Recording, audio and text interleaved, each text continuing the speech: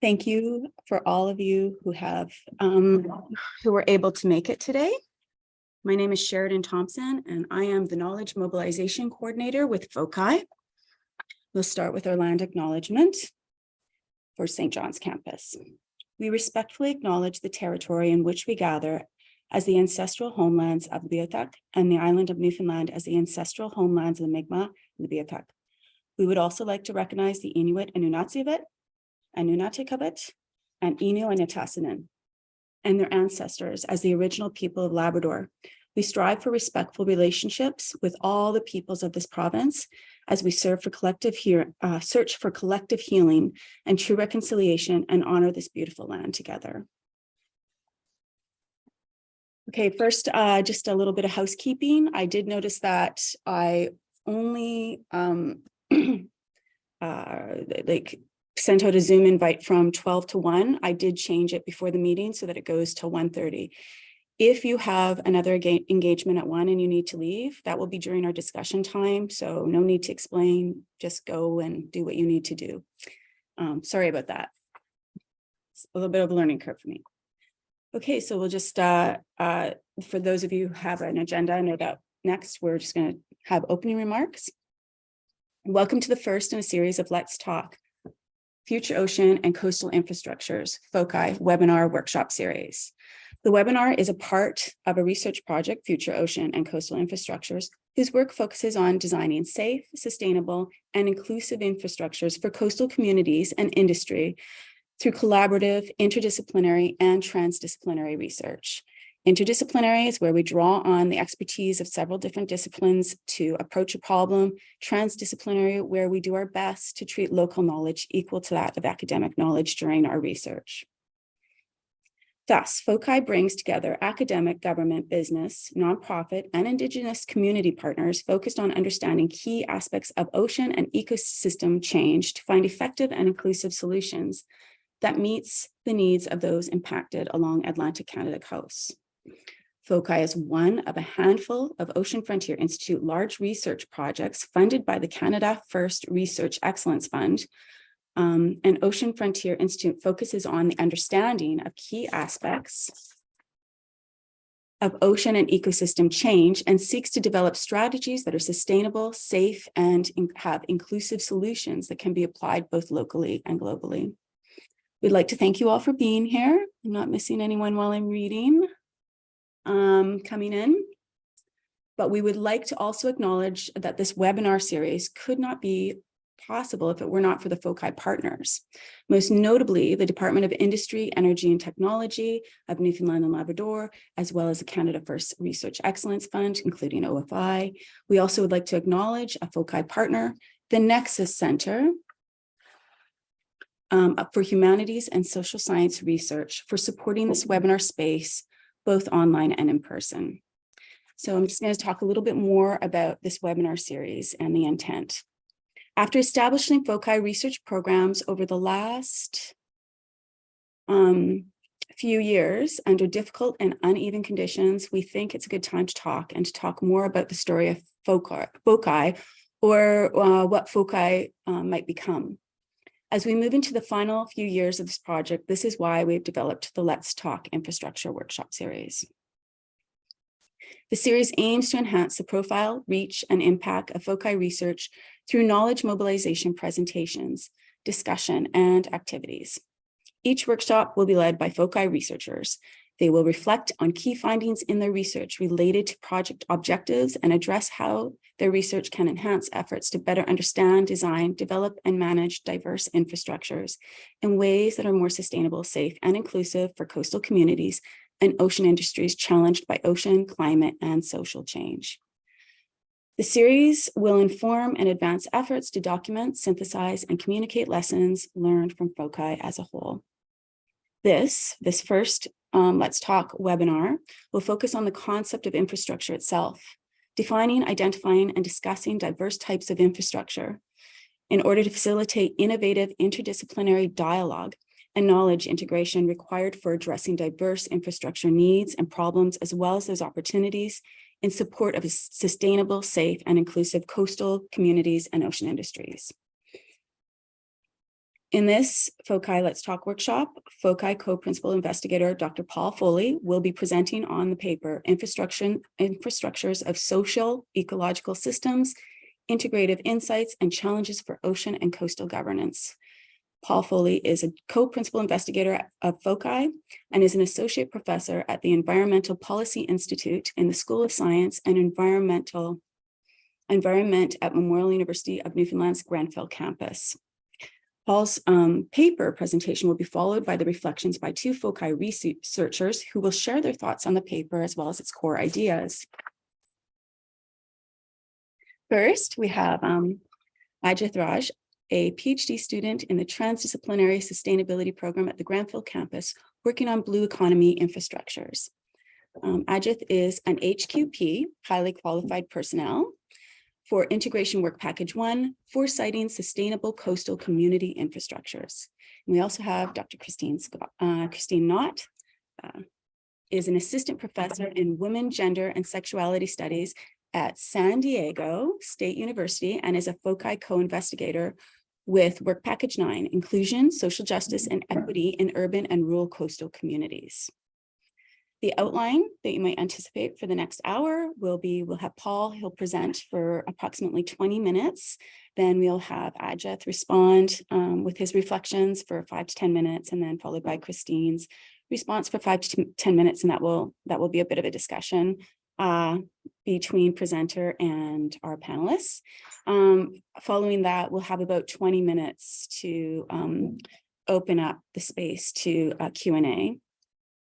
Okay, and but before we get started, although I see everyone is muted, just to remember to remain muted during our presentation and panelist discussion.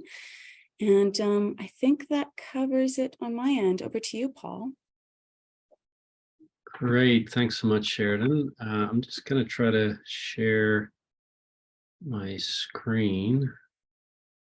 Let me see if this works. Is it coming in okay?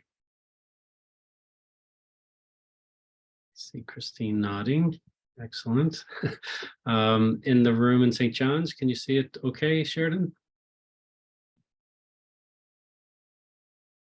You're muted. Sorry, Paul. I'm just trying to make sure that you are the only child there. So I think we've got it.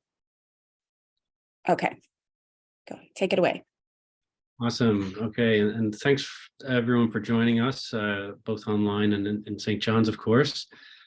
And I'm going to just leap into the future. And for those who probably view the video recording of this, thanks for taking the time to view it as well. So we'll share this with FOCI researchers and other interested folks after the session.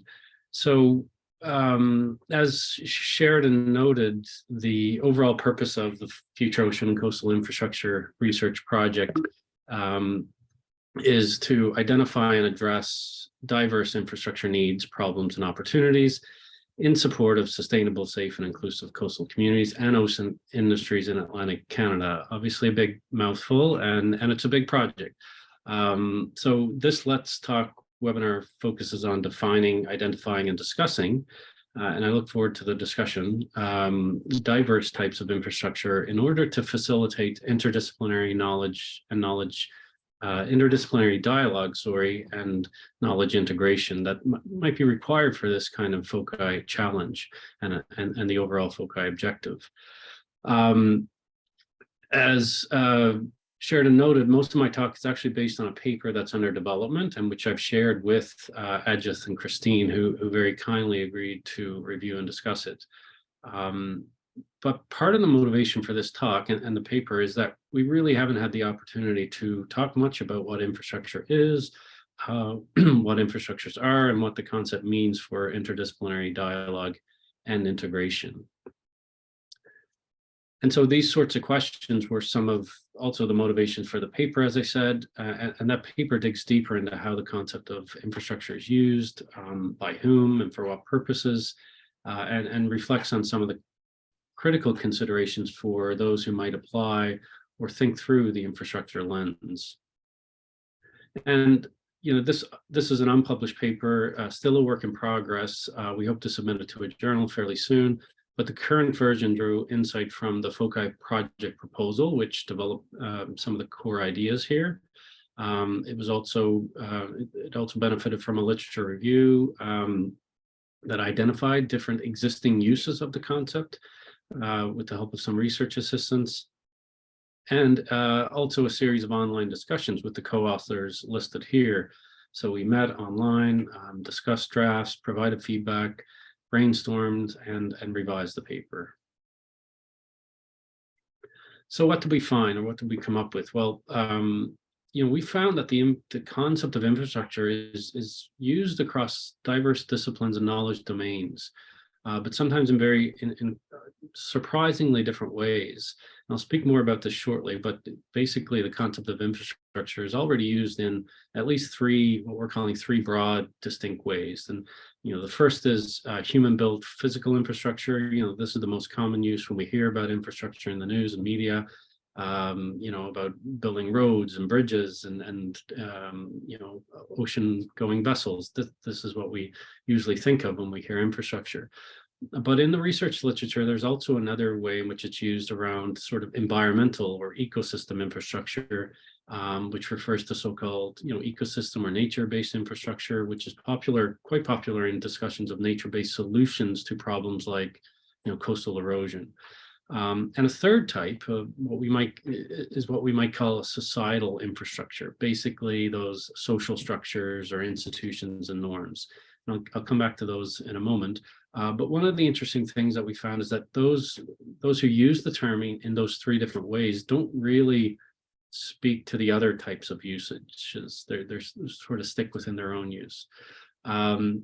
So considering this, that diverse uses already exist, but don't really speak across one another, we argue that infrastructure provides perhaps an underutilized concept to facilitate interdisciplinary dialogue and knowledge integration that might benefit addressing fundamental challenges like sustainability, safety, and inclusion. In other words, we suggest infrastructure as a method of social ecological analysis to inform interdisciplinary dialogue. So for the rest of the presentation, I'll speak more about this. And first I'll talk about those three types of infrastructures in more detail. Then I'll talk a bit about why we think we need to critically analyze infrastructure as well, right? As a concept, as a metaphor, and as a method. So we don't think that people should apply this uncritically. It should inform critical analysis, and we highlight the importance of specifically values, agency, and integration as examples of this. I'll then wrap up, pointing towards maybe further opportunities to continue the discussion and potentially a special issue that we're interested in developing, and take it from there. So what are infrastructures? So again, like I said, most literature, discourse, and definitions of infrastructure refer generally to large-scale human-built materials and networks that support, general public health, safety, and welfare, key transportation and communication networks, for example. And these are seen as supporting human life, human communities, though there is sometimes recognition that certain types of infrastructure are destructive, colonial, dangerous, hazardous, or even in need of, replacement and upgrading, of course. But generally, these human-built physical infrastructures are materials and technical things, but social scientists, particularly those in science and technology studies, remind us that they're also designed and constructed in relation to specific ethical regimes and political projects. Also, that they enable and constrain access and connectivity in different ways and uneven ways through class, ethnicity, race, gender, citizenship, and migration. So, in this context, how might these human-made physical infrastructure like wharves, ports, vessels, storage facilities, how might these fit within sustainability, safety, and inclusion themes, or things we can think about? And how might they be better understood within the specific, ethical regimes, political regimes, and within the context of changing environmental, climatic, and oceanic contexts?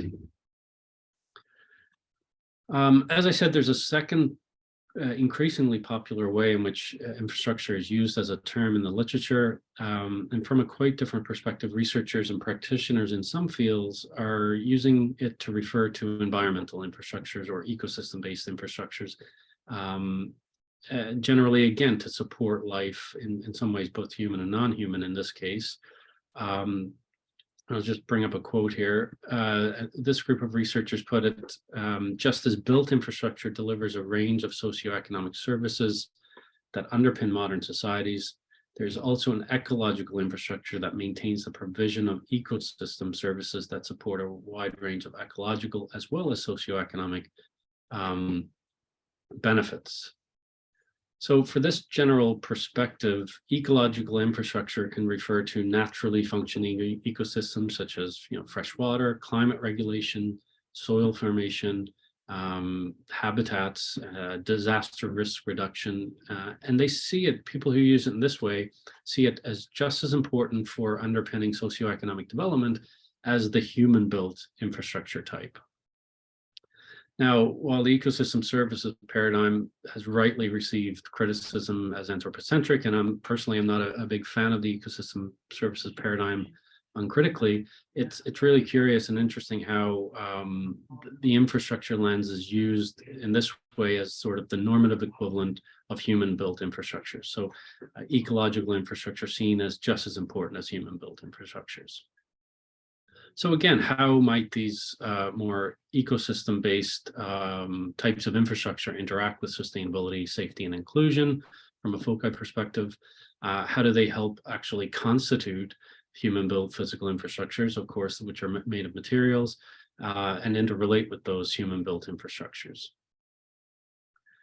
The third way in which infrastructure is used refers more to what we can call sort of immaterial, sociological, and cultural processes and relationships. So some use the term in the literature to refer to patterns of collective human action, or what social scientists call social structures, including interrelated social, economic, cultural, and institutional structures. So, and from this perspective in the literature, there appears to be two distinct types of ways in which people use the term. One corresponds to what is often called social services, like health, individual, family, and community support, education, arts and culture, sports and recreation, housing, community development, employment and training. In the broad-based literature, that's the way it's used in one way. Another way refers to it even in a more fundamental sense of social structures. If you look at institutional and structures of society, market structures, culture and cultural landscape, and infrastructures of knowledge and knowledge production. So again, we can think about how these societal infrastructures interact with sustainability, safety, and inclusion, and how they interact with the other two types of infrastructure. So that's, again, getting at the infrastructure as method. So there are, of course, interconnections across these categories, which are in somewhat artificial distinctions when we actually analyze concrete places, things, and processes.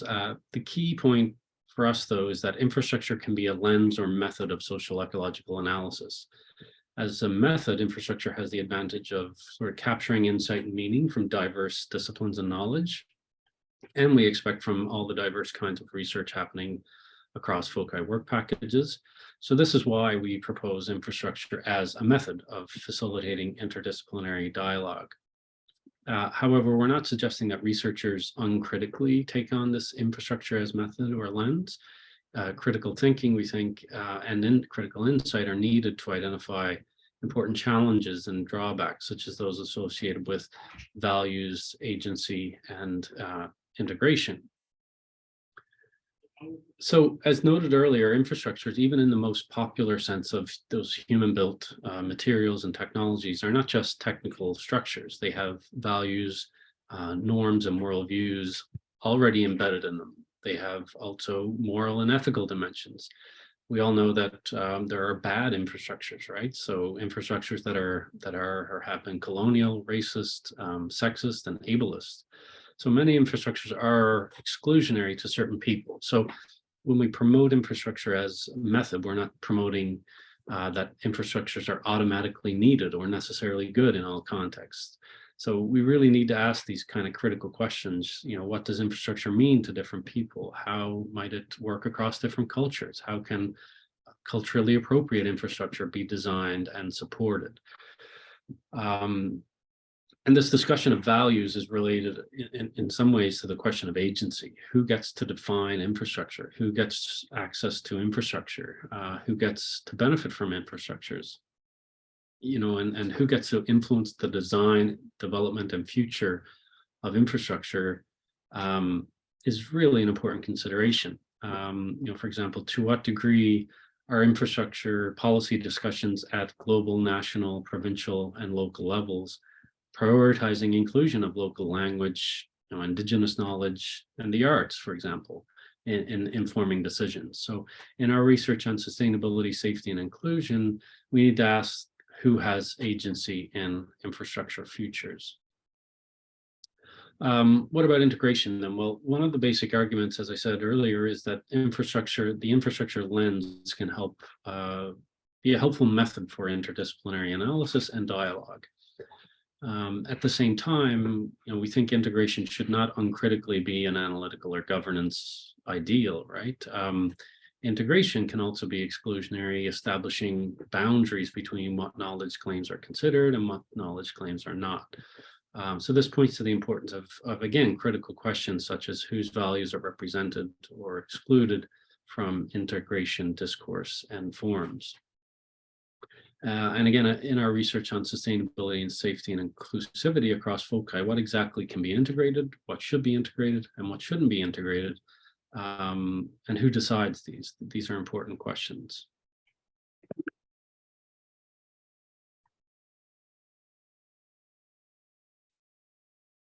Okay. So again, if we apply values, agency, and integration questions to our research on sustainability, safety, and inclusion, what does our research tell us? So again, our FOCI's research, of course, is unfinished. We have a couple of years ago, but for values, FOCI already is organized around the values of sustainability, safety, and inclusivity. Now we know that those concepts need to be unpacked and can mean different things to different people. There are also values, other types of values not listed here that are embedded in each of the work packages and values that cut across the work packages. So we have a lot to learn from FOCI, I think, in terms of that. Who has agency is also a complex question and varies over space and time, but clearly a lot of individuals and groups have quite different capacities and experiences with agency and power, which also change over time. And in our research, what can be integrated, what should be integrated, and what shouldn't be integrated isn't, always self-evident, right? We do have some concepts like full spectrum sustainability, other holistic understandings of social ecological analysis, as well as, of course, the infrastructure method that we also think is a sort of holistic way in which to potentially integrate research and knowledge across diverse values and research domains. But again, there's important need for unpacking, repacking, deconstructing, reconstructing in these areas. And we need to talk more across our work packages to fill in the gaps. So this is one way to apply infrastructure as method, as we've argued in this paper, a method of social ecological analysis and interdisciplinary dialogue. Now, I could end the talk there, but ultimately, infrastructure, as we noted earlier, is not merely an object of analysis, but is politics in a sense. And of course, infrastructure is political, just like ideas about the future are also political. So just look at the different kind of value going into infrastructure in these announcements, right? So there will be trillions of dollars invested in infrastructure, mostly physical human-built types of infrastructure in the coming decades. Trillions and trillions globally, billions and perhaps hundreds of billions in Canada as well. So governments, industries, and communities around the world have elevated infrastructure to the top of the public policy agenda in responding to climate change. But what values are they considering? Do we know what values are they considering other than obviously the monetary significance? Will they consider the agency of marginalized groups in society? To what extent are the rights of people with disabilities included? Are they including artists, humanists, social scientists to inform the design and development of infrastructures? Local communities, how are they involved? Whose knowledge is integrated or included? And how do they even define and understand infrastructure? So these are the kind of questions I think we can ask and contribute more broadly in the long term as part of the FOCI project. And of course, our long-term response to the climate crisis and to future community crises, like those experienced in Southwest Newfoundland communities like Port aux Basques during the Fiona storm surges, might depend on whether we get infrastructure right. And if you follow some of the news about the Harris Center's Vital Signs report yesterday and today, infrastructure again is at the front of this challenge, with one expert in the CBC News article calling for systemic changes in infrastructure design practices. So again, these are just two headlines from the past week. I've seen as well, has been really happy to see FOCI researcher Joel Finnis making the rounds with media, talking about the importance of rethinking coastal infrastructure. And this is what FOCI set out to do, right? So FOCI aims to rethink infrastructure and include more diversity in thinking in discussions to address problems of infrastructure. And decision makers are very likely doing the best they can, but I think some of them will admit that they don't have all the knowledge and foresight required. They have probably inheriting unproven concepts and tools, applying them in a rapidly changing environmental and social context. So we need to get infrastructure right, not just in technical, scientific terms, or even in environmental terms, as important and needed as they are. But we also should be working hard to get infrastructure socially, morally, ethically, and aesthetically right too. Long-term infrastructure designs are as much a moral and political concern as they are a scientific concern.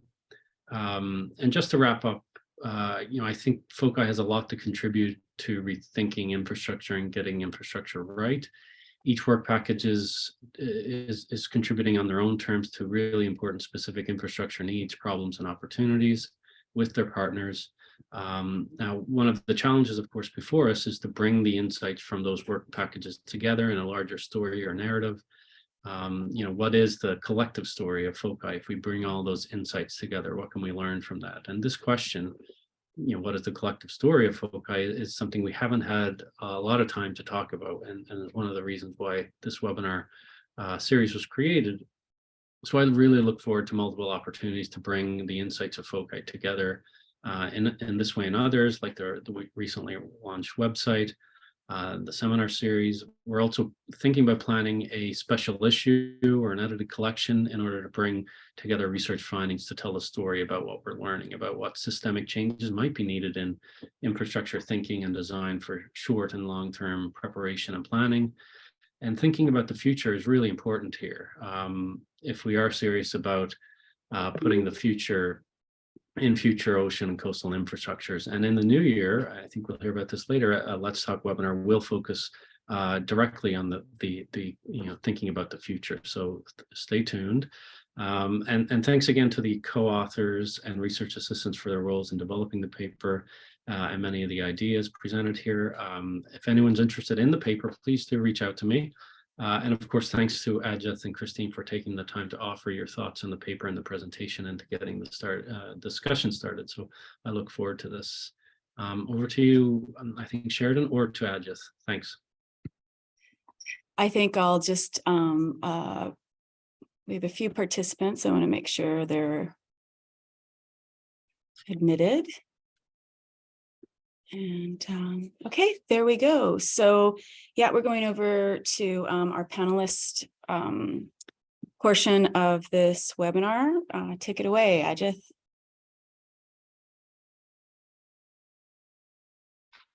Hello, everyone. Am I audible? Yeah. Hi, everyone. Thank you so much for Katie and Paul for this opportunity, being part of this wonderful paper. And I'm so glad that I'm really fascinated by the way that paper is structured, and the kind of holistic approach it tries to bring in to our understanding of infrastructure. So I would like to start with putting this idea of infrastructure in the current context of growing interest, like globally growing interest of nations and policy think tanks about the blue economy. So I think whenever we think about economic growth and economic development, infrastructure is one factor that always keeps coming into our mind. And infrastructure is, especially the built infrastructure, the physically built infrastructures are always identified as those the markers of development. And I think what makes this paper, this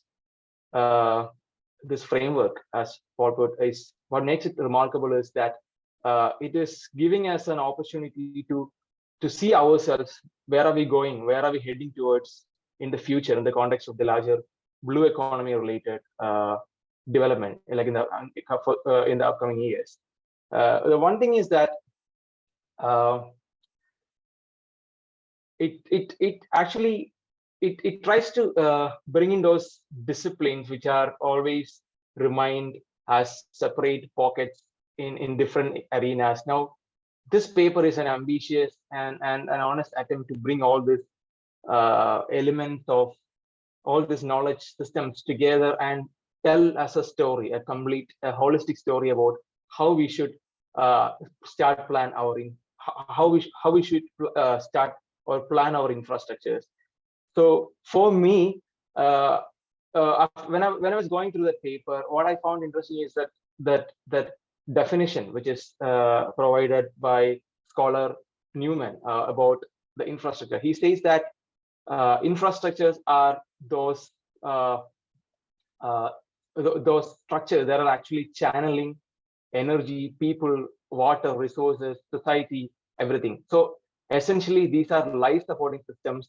And in this paper, what Paul and his team did is they try to understand infrastructure as a life supporting system. And that's very fascinating, because that kind of approach that we need for building our societies and building our ecosystems in the coming days.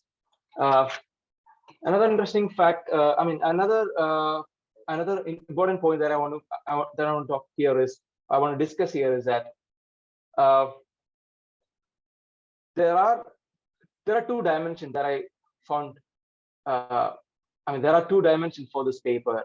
One is obviously the analytical part of it, because it is giving the scholars, researchers, practitioners, and policy thinkers about analytically look at what a sustainable society or what sustainable structure should show up.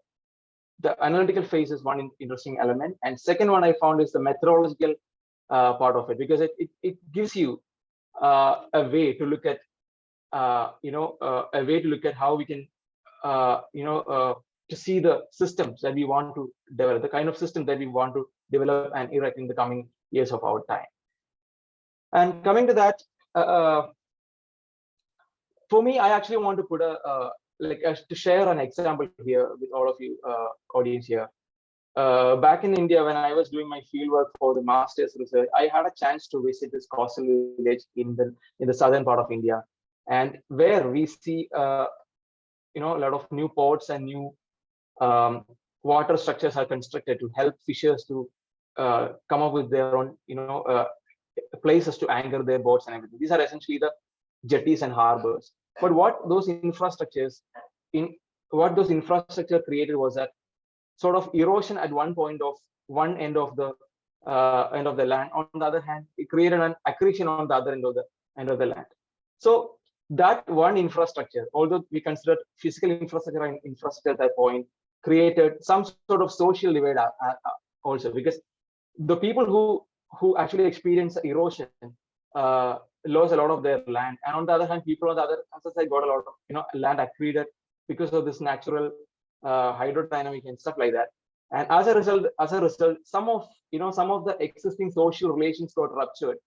And when Paul was talking about the social networks the cultural aspect and the infrastructure value system, I find it really fascinating because you're looking essentially at the holistic picture of it.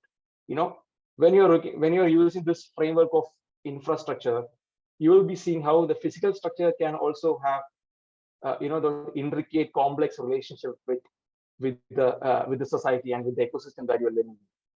And that's very interesting. And what I would like to see here is that even in this paper, scholars are trying to identify those life supporting structures such as ocean currents or the ecosystem, the coral reefs, or the or the other natural structures. Similarly, they're also looking at institutions in an objective way. But I would like to bring in another perspective here as well. Probably that will take our understanding further. Especially, we are talking about the infrastructure for futures, right? A lot of the time, I've seen that anthropologists have been talking about the temporality of infrastructure. Most of the time, they try to transcend the idea of infrastructure beyond its material existence. And for that matter, what we need is some sort of open conversation. And in this context, I think it's very important because when Paul was talking about social institutions and value systems as one part, I think social institutions, networks, and values are constantly evolving, and they are not created once, and they are not planned for a certain time. And we can't say that, okay, we inaugurated this particular infrastructure, because these are constantly evolving processes. Networks are constantly being built, values are constantly being shaped, reshaped, and reinvented.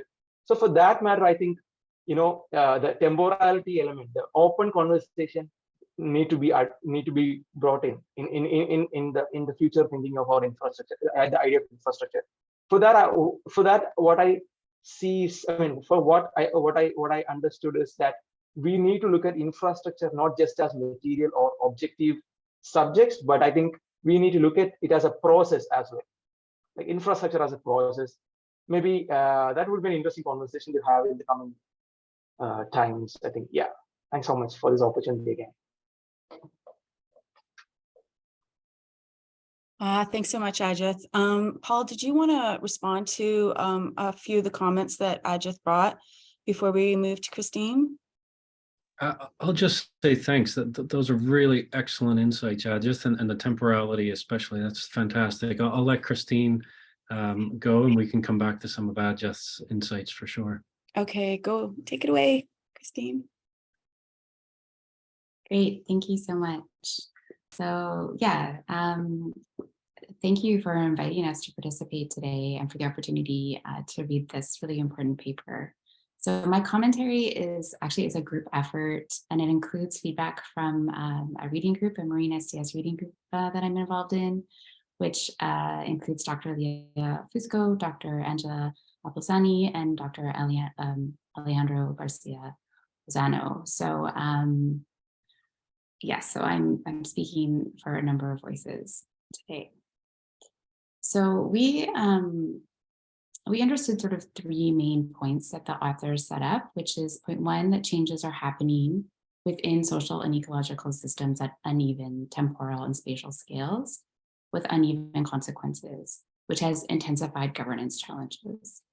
The second point being new approaches and innovative concepts are needed to address and resolve the social ecological problems because current approaches are individualistic and fragmented, especially in policy and academia. Thus, a new approach that focuses on and addresses fragmentation is necessary. And the third point is that sustainability needs to get knowledge integration right. The concept of infrastructure, specifically conceptualized through the term infrastructure spectrum, could support improving integration and addressing fragmentation in social ecological systems, sustainability science, and governance. So to address these points, the authors provide a literature review of how infrastructure is used within a wide variety of scholarship and discuss its application for ocean and coastal studies. And then they construct an argument for why integration values and agency should be included in an infrastructure lens that applies to governance processes. So we noted a number of things that we thought the paper did really well. And this includes one, how it maps out how fisheries and coastal systems could be and should be thought of as an infrastructural system. so specifically the code on page 9. And we think that this is an important contribution to the literature because it provides crucial insights for future work in this area. Another was the literature review part, because it summarizes a really broad and critical writings on infrastructure, which are often not done so comprehensively. And it connects to this, the depth, and connected to this, we thought also was a strength, was the depth and the breadth of the paper itself in terms of what it's covering, especially how it puts in conversation often deeply disparate concepts of infrastructure. And so while we argue that the depth and the breadth of the engagement with the infrastructure literature is a strength, it also meant that there was really a lot going on in the paper, which raised some questions for us. So the first one was related to the aim and objectives of the paper. So I'm just going to quote some of the sections from the paper. So the paper begins with highlighting how, quote, science and policy and sustainability and sustainable development have demanded a paradigm shift towards integrated perspectives in social ecological research and policy, end quote. And this is stated in the abstract as, quote, more diverse sources of knowledge and perspectives are needed to bring about fundamental transformations in the way we perceive and attempt to govern social ecological change, end quote. So this raises questions on whether the use of infrastructure can address the call for more diverse knowledges in ways that would lead to a paradigm shift.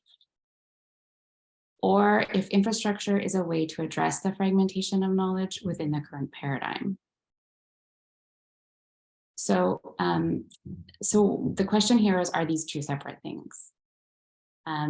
And additionally, does the call for a more integrated approach to social ecological systems align with infrastructure frameworks in this specific way? So those are just some questions we had around that. And the paper importantly states, so I'm going to quote again, the need for rethinking relationships in and governance of social ecological systems in order to address fundamental collective challenges of sustainability, such as biodiversity loss, fisheries depletion, deforestation, and climate change, end quote. So spelling out exactly how your new framework achieves this, we thought would draw a more clear thread from introduction to conclusion, which is where the paper we thought holds a lot of its real significant insights. And another area that would strengthen the contributions of the paper is a clearer articulation of both who the different actors are and how infrastructure is a useful unifier for these actors and decision makers that are engaging with sustainability in Earth systems. So a broader question that we had is around who is the intended audience for the paper. There seems to be a consideration for many actors here beyond academics, including decision makers, designers, architects, etc., that engage with the term infrastructure. And so our question was, how does this paper, via the term infrastructure spectrum, help to bring those actors to the conversation? And how can this lend help decision makers? Therefore, the important insights that the paper raises through the statement, an infrastructure lens can respond to the need for collaborative design tools, could potentially, we argue, be developed further with those questions in mind. And our final comment is about one thing that we all thought was a really strong a strength of the paper and a clarifier for the paper. And this was the idea of infrastructure as a method. And that was introduced in the conclusion in the paper, and you didn't mention it again in your overview, which was really great. So we thought that this could potentially be brought to the introduction and used as a guide for organizing the argument. And so following this large, it would be helpful to know who is intended to take up this method or approach, and how might the notion of infrastructural spectrum help define this method, or if not, how else is that term useful? And further, if infrastructure as a method is a main point of the paper, it would be possibly useful to engage with some papers that use infrastructure as a method. Starr's Ethnography of Infrastructure, Aber and Coleman's Dreams of Infrastructure, and Leo and Shen's Infrastructure as an Inter-Asian Method, or some potential articles you could look to. So to conclude, we thought that the paper's engagement with infrastructure was an important contribution to many different literatures and spaces, and we really look forward to seeing it published.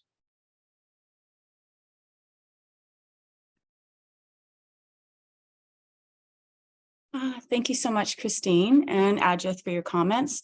We're going to, before we open up to the Q&A, I'm just going to give Paul a bit of time to respond to these awesome comments by both of you. Thank you so much. And then, but if somebody would like to ask a question in the chat, that's fine. But I'm just going to ask for a few more minutes that we all remain on mute so that Paul can respond. Okay. Awesome. Take it away, Paul. Thanks, Sheridan, and thanks so much, Ajith and Christine. These are going to be really helpful comments for revising the paper. So much appreciation for those comments. Just quickly on Ajith and the idea of temporality. Yeah, we haven't really addressed that in the paper, and we really should. And again, we need to be careful of, again, making the paper too much. As Christine noted, there's a lot of things going on. And I think in earlier drafts, we had even more things. We got into design theory from critical disability studies. And so, probably some of the things we were trying to do would be better addressed in 2 or 3 papers rather than 1. So, but I do think we need to make note of temporality, right? Because, even in the physical, built infrastructure world, part of the challenge is that infrastructure in those terms degrade over time, right? So in local communities, infrastructure, water systems, they degrade and need to be replaced. Water and sewer systems, wharfs, obviously they need to be replaced every now and then. So building in the time component is absolutely critical in this area. So I think we'll take your advice there and build it in. But being cautious about making it too big or going into it, maybe point to another future paper as well, whether it's by us or some other people. And Christine, there's a lot there. I was frantically trying to take notes to get all the questions down. Thankfully, we have this recorded, so I will be going back carefully through those comments and suggestions, which again are excellent. And it's interesting to know that how in my presentation preparation, I emphasized infrastructure as method, whereas, I guess we dropped it in there at the end of the paper. So that might help us really reframe, I think, the whole paper in a sense, because I think we struggle with the infrastructure is in some ways a metaphor, the way it's used in some of the literature, and how do we address that? We want to be cautious, and that's why we brought up the critical, thinking critically around values, agency, and thinking about method. So I really like that idea of putting it up front. And again, I can't speak on behalf of all the authors, but we can bring it back to the table and start to bring in these ideas. And I think it's a really good one. And then it forces us to go back to the literature you cited, because some of those I think in the review they get built in there, but not in a, there are some people who have thought more about these questions already, and we sort of don't want to lose sight of their contributions and recreating the wheel sort of thing. I think where this, what our initial review of seems to have shown is that, particularly around the growth in the notion of ecological infrastructure is one area that seems to not be included in some of the other literature. But again, this is really helpful insight. I'm just going to look at and the other ideas about who the audience are.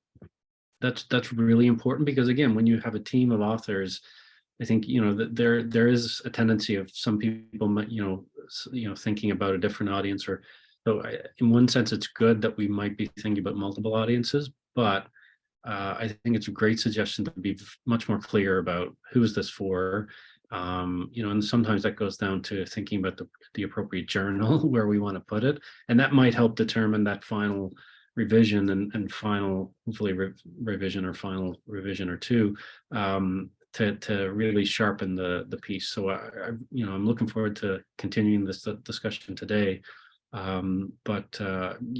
Just for now, really thanks for all those insights. Those are really helpful suggestions.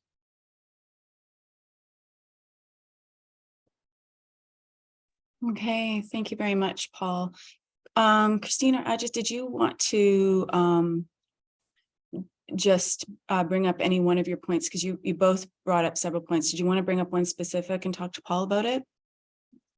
I did just want to say that I agree with Ajith's recommendation for engaging with the critical infrastructure literatures that look at temporality. And I think that I know at least one of those articles that I referenced in their thinking through infrastructure as a method engaged specifically with the idea of temporality. So you might find by reframing your paper around infrastructure as a method that might be an easy actually way to also bring in the concept of temporality.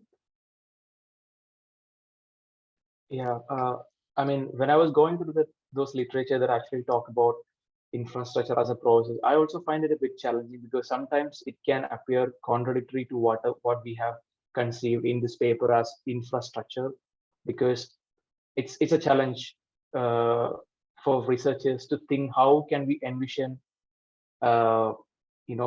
creating certain structures, putting it in the in a or calling it as a process. But I don't like ideally what anthropologists are looking forward is to create that always open-ended infrastructure process that always keeps on adding, keeps on changing, keeps on getting shaped and reshaped in the whole process. But then when you're putting it in the perspective of the policy, when you're putting it in the in the framework for implementation at a policy level, how do you envision it? That's actually going to be a real challenge. But another thing I want to mention here is that the idea of infra, that small, the first four-letter word infra in that whole word of infrastructure. So infra is always on that spectrum of light, which is unseen, but essentially they are the life supporting systems.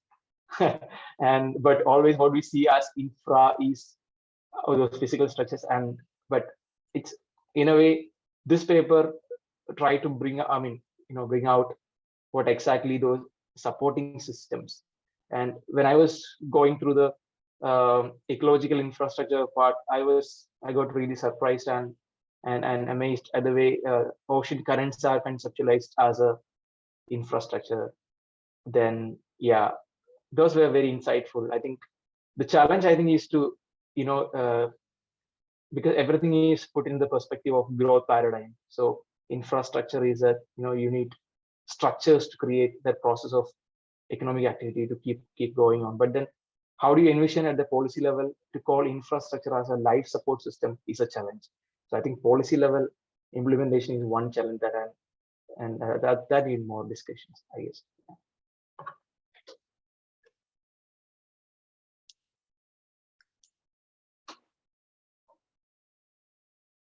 Okay, thank you very much. So I'm going to open it up right now for Q&A. If anyone would like to ask a question. I have a question I would like to ask. So I'm going to ask it right now. Well, maybe people gather their thoughts and either put it in the chat box, your question, or let us see you and we'll give you the stage. But Paul, when I was looking at the paper, and I know even FOCI as a team, we're constantly trying to not fall into the trap of fragmenting the research and seeing it's all there, it's all excellent research, but I think danger is a bit dramatic, but there is a danger that it'll remain fragmented. And even for me in my PhD project as a researcher in Iceland, I find aspects of my research can be fragmented, and how do I pull them together so that it is inclusive of the people I've been working with or the local knowledge that I'm trying to hopefully present through my own personal lens. I guess it speaks to what Christine mentioned is the audience. Who are we speaking to, or are there examples? Can you maybe speak about what are the ways in which we can, the webinar series is one, what are the ways in which we can avoid fragmenting the knowledge we're all accumulating here, not just as academics, but the partners involved? Yeah, thanks, Sheridan. And that's an important question. Obviously, we've been thinking about that at the FOCI core, as we call it, quite a bit. And and FOCI didn't build in a lot of the annual or semi-annual conferences where you could do that for obviously budget and different reasons. But I think this Let's Talk webinar series is a great option. Knowledge will always be fragmented, I think. So, and integration will almost always be incomplete. Like, I think it's one of those, it's almost a utopian goal for full integration of everything, right? But I think it's a necessary and an important goal, even if we recognize the limitations, like, and especially at the individual researcher, we're trying to train and help people and ourselves to become more interdisciplinary and holistic, but people only have so much time, resources, and energy. So I think we can just try our best, right, with what we have, with the time and resources we have, the webinar series. I think finding ways to share this information, like share video, other FOCI researchers and students to share their papers or theses, I think that will be really important, right? That we have the opportunity to learn from what the students are doing. So there's only so much we can do. The other thing is frameworks for integration that, again, we don't want to fetishize them too much, but they are really helpful to bring together knowledge in different forms and to place them in different sort of bins to see how they might fit together, or what we can learn from a broader sense, right? So I really do think, working through holistic efforts, whether it's full spectrum sustainability, this broad definition of infrastructure, and other disciplines have different ways, and other cultures have different ways of actually thinking about things in a holistic way, right? So I think knowledge will always be fragmented, even in a project like FOCI. It's going to be difficult to bring everything together clearly, but there's a lot of, I think we're doing what we can with that. Yeah. Thank you very much. Is it Umi? Yeah, this is Umme Kulsum, postdoctoral fellow in this project. So this is my first day. And in the first day, in the first meeting, it's a really very good discussion for me, for my understanding. And I really appreciate the insightful presentations in the lens of infrastructure for physical and social and ecological system. So I would like to focus on infrastructure as a method and then as a framework. So also it's a, in most cases when we are discuss about infrastructure, it actually goes to the physical infrastructure. And that's how was my experience in my PhD research also. So, and I really appreciate infrastructure as a method, and the social system. Actually, all of the systems are dynamics in terms of time, in terms of space. I can share one example of my research in Bangladesh. That is, once our policymaker wanted to make our country rice dominated. So they started to develop polders and embankments. And community was so happy that they can grow rice in the coastal areas. But after a certain time, they think that's okay, this is not the right, because we can get more profit, more things from shrimp culture. So the same embankment, the same dam was cut out by the community to do the shrimp farming. So that's how the social infrastructure and communities' intentions and communities' priorities could be changed, and every system could be changed. So that dynamics we need to consider in all physical infrastructure, social infrastructure, and ecological infrastructures. So I think this is a good learning for me and good starting day. So that was my opinion. So not that much very question.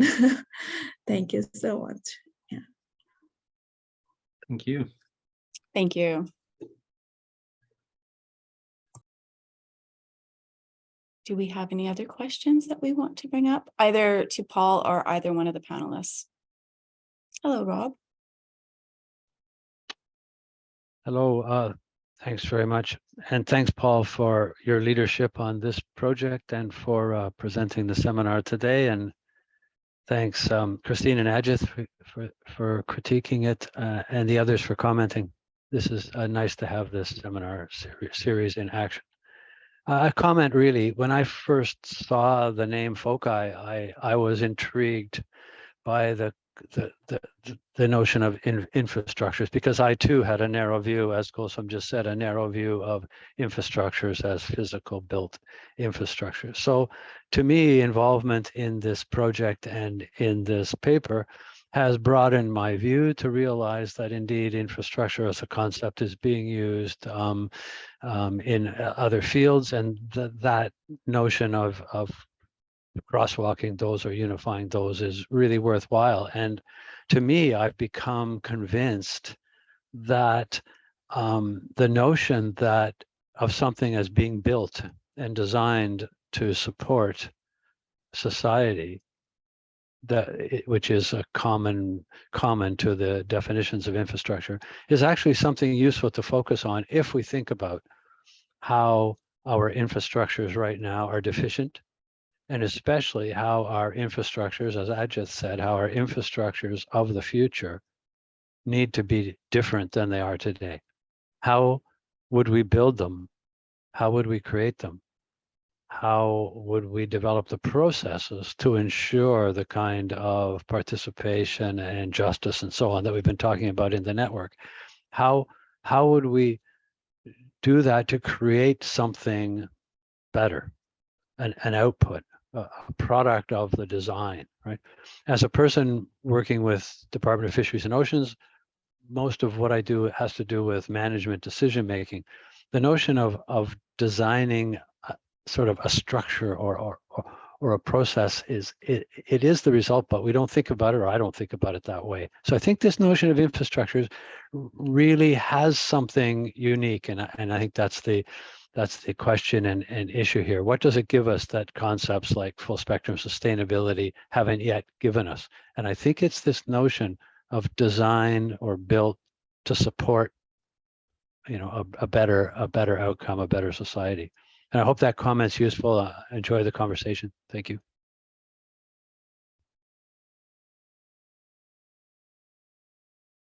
Thank you, Rob. Yeah, I find that comment really useful, because we have to talk about how we're going forward. And as Ajith said, it's a process. It's not just a physical or an environmental, it's a social process. So there was something that just came to me. I hope I don't see any hands up. So I just wanted to, we've had a couple examples of how we see infrastructure along the coast and where it can be problematic. And I wondered if there's anyone else, any of the participants who'd like to share examples of infrastructure along their coasts, a problem, an opportunity, a challenge that they saw with it.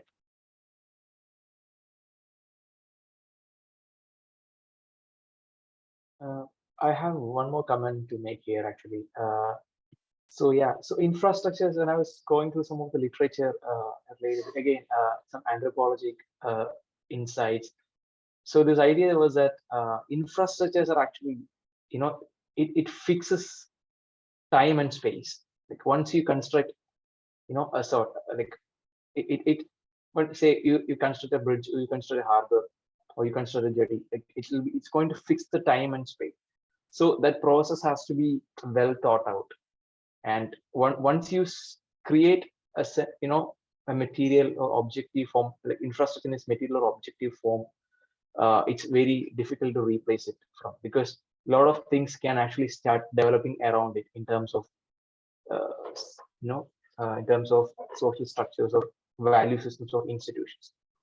So I think what makes this paper more relevant is that in the coming, especially in the, we are all in the UN, decade of ocean and, year of ocean science and everything.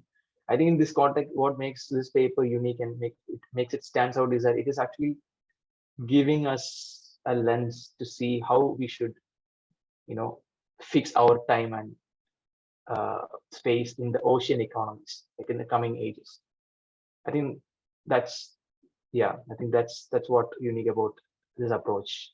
And again, I have to share one more research, something from my past research experience, is that I worked in a island back in India, and it was actually based.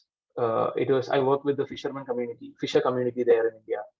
They are all pollen and tuna fishers, and they have to depend on. I mean, this is a unique traditional method of fishing where they have to depend on some bait fishes as a, and the bait fishes that they're collecting from their lagoons are very much are like the backbone of the whole fishery. But government on the top is not well aware about how this technology works and everything. And they only thought about, to increase production or whatever, they only thought about, increasing the boat size and scale of fishery, fishing process. So they just supported them with, some sort of fisheries, this non-infrastructure that we identified as fishery infrastructure. But it is also important at some point of time that, because like Paul mentioned in this paper, the ecological ecosystems, the baitfish ecosystem that actually work there as a life supporting system there for the fishers. And that was very critical, and that was never been addressed in the policy documents back home. And yeah, I just pointed it out that how, these ecological systems are also important to sustain the livelihood and fishery of the people living in a certain isolated community, which are not well connected with the mainland or not well connected with the larger market or the larger policy area. Yeah. Thank you, Ajith. Yeah, that's a really good point. Yes, please, Paul. Yeah, sure. Just what come to mind then was I think one of Christine's comments about, and I may have misinterpreted Christine, but whether this could be, basically paradigm shifting or, just insightful for within the current paradigm.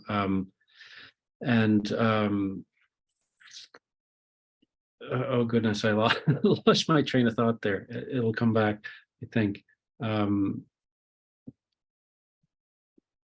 Yeah, I've lost it. I need a moment. I can jump in, Paul, and then when it comes back to you, you can state it again. Yeah, I think for me, how I've been looking at infrastructure is through looking at the blue economy, and I really like the literature on infrastructure that looks at the connections between how how built infrastructure is techno-material. So it's contained within a techno-materiality. So that, for example, when we see these kind of new blue economy initiatives that are about the ocean economy, they're about built infrastructure that is tightly interwoven with technological advancement and understanding the kind of cultural and also implicit or unseen kind of power imbalances that shape those technomaterialities. So I think looking at what gets built and how it gets built, and then the narratives that are supporting the ideas that this is something that's important, that needs to be done and will solve these problems. And then looking more critically at how is this maintaining sort of broader or longer term systems of power that have maintained inequalities over time. So I really like the infrastructure repair because I like the critique of it and thinking through, I think this is kind of talking to what Rob was talking about in terms of openings that happen with infrastructure, or the opportunity, or when we're futuring, like the blue economy does, in terms of doing a paradigm shift, doing things differently, doing things that are more inclusive, that it holds all this opportunity for the blue economy terminology is transformative change. But unless we really kind of understand how the current systems are made, and I think to talk to Ajith's point about like the capturing of time and space, if we're going to be carrying that forward within to future infrastructures, which themselves in that capturing of time and space also capture the maintenance of inequalities and power structures. So being able to, if we're going to think about doing things differently and transforming them, we have to really have a really strong understanding of what currently maintains those power structures. And so I think that that can be looked at on a regional level, but it also can be looked at transnationally to understand what's shaping our normative understandings of the economy and the ocean and technology as a solution for problems that we know are kind of caused by the sort of same narratives around technological solutions in the past. So yeah, that was a lot. I don't know if you've been picking it out of there. That does trigger my memory now. So thanks, Christine. That was great. And I think that's why, you know, we shouldn't leave. That's exactly why we shouldn't leave infrastructure to those old power structures, I guess, right? To think critically about them, what it could be if we put more thought into it and challenge the power structures, right? Because I think we know we need infrastructure, right? So it can be neutral in that way, but what kinds of infrastructure that gets built in, it gets influenced by the power structures, those existing institutions which do it the same old way and reinforce existing power relations and really don't transform society. So if you know, like the UN is calling for transformative change with regards to climate change, fundamental transformation, quite clearly calling for it, like how do we do that?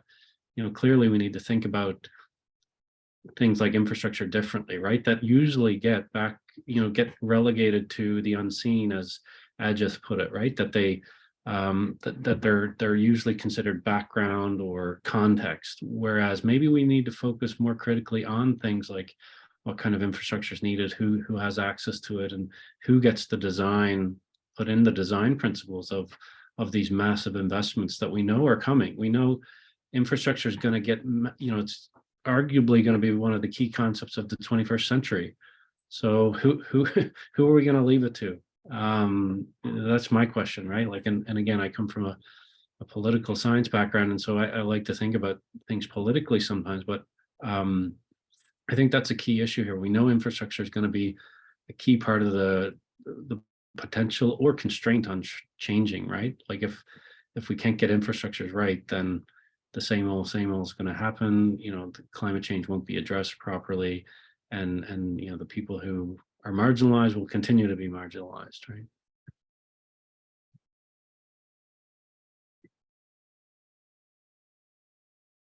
Thank you for that, Paul, and thank you so much, Christine, for taking the time to share your thoughts there.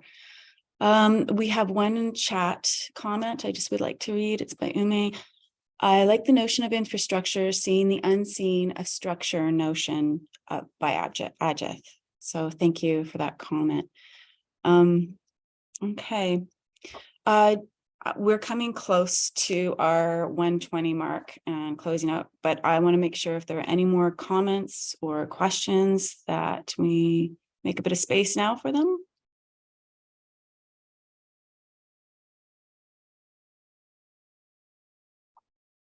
Okay. Maybe, Paul, I would be, I was just curious about your special issue and what you were thinking of how that was being envisioned. Yeah, this is early days for that. I think we've mentioned it to some of the work package leads a little while ago, but just in passing, and it could be over the process of a year. So we know there are other special issues in the works that might be related, but I think it would be FOCI focus, or at least we would see who would be interested in coming in on FOCI and see what kind of interest we have. We would love to see FOCI research brought together like that. Maybe opened up more broadly, but if we get enough from FOCI, it might be enough to fill out a special issue. But we're early days, but happy to talk more to you and others in the days and weeks and months ahead. The other idea, sorry, was that even the webinar series could be a mechanism for people to bring papers if they wish. And so the webinar series will be at least a year in length over the next year or year and a half. So we'll see how the special issue may develop. Yeah.